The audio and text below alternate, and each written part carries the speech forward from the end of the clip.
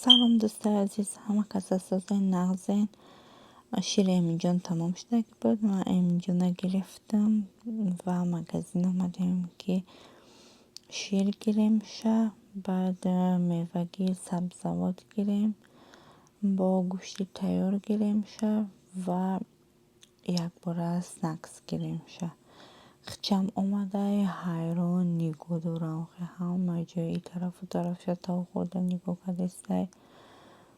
بعد وقتم هم خیلی تیز میگذره که یک دم داوش گوداکو خیلی کلونش دیگه پیش وقتا کتی کارسید میآوردم شه اکا حوزی خودش میشینه.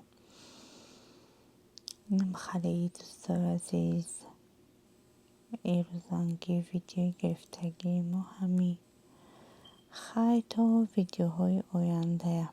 خداوند نگهبانتان.